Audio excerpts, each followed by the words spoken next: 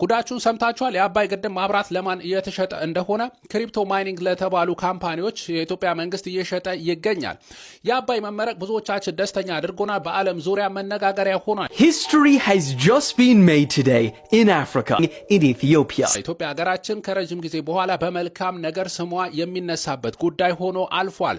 አባይ መጠናቀቅ ተከትሎ የኤሌክትሪክ ዋጋ ይቀንሳል፣ እንደዚሁም ደግሞ ማብራት የሌለው ማብራት ያገኛል የሚል ተስፋ ነው ያለን። ብልጽግና ግን በሌላ በኩል ለ27 የክሪፕቶ ማይኒንግ ያው ክሪፕቶ ከረንሲ ዙሪያ ለሚሰሩ ሰዎች ያው ከፍተኛ የኃይል ኢነርጂ ያስፈልጋቸዋል። ይህም ተመራጭ ያደረጉት ኢትዮጵያ ነው። ለምን? የኤሌክትሪክ ዋጋ ቅናሽ ነው፣ አየር ሁኔታውም ይስማማናል ብለው አስበዋል። ሙሉ ዘገባውን ቢቢሲ ላይ ከወራት በፊት የወጣ ነው። ለመሆኑ ምን ያክል ኃይል አቅርቦት ተሰጣቸው? እነዚህ ካምፓኒዎች ወደ 600 ሜጋዋት የሚሆን ኃይል አቅርቦት እንደተሰጣቸው ነው የተነገረ ያለው።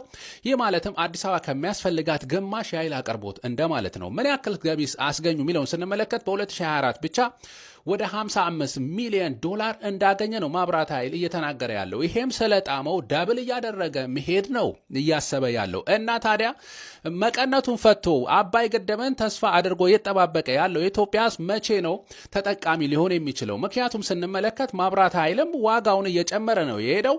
ማብራት ያላገኘው ኢትዮጵያንም መቼ ነው ማብራት የሚያገኙት የሚለው ጥያቄ ውስጥ የሚከት ሆኗል።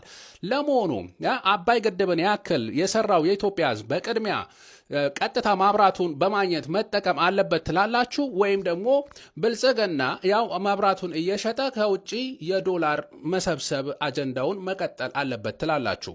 እስቲ ኮሜንታ ምድረ ካድሬ ብልጽግና እኮ ማብራቱን ቢሸጠው ለሀገር ጥቅም ብሩን ለህዝብ ለመጠቀም ነው ይላል። እነዚህ ሌቦች ሆስፒታል ሰሩ፣ መንገድ ሰሩ፣ ትምህርት ቤት ነው የሰሩት። ምንድን ነው እየሰሩ ያሉት? ምንም ነገር እየሰሩ አይደለም። ለኪሳቸው ለራሳቸው ነው ራሳቸውን እያሳደጉበት ያሉት እና ከአባይ ግድብ መጠቀም አለብን ብለ የኢትዮጵያ ህዝብ መጠየቅ አለብን ነው።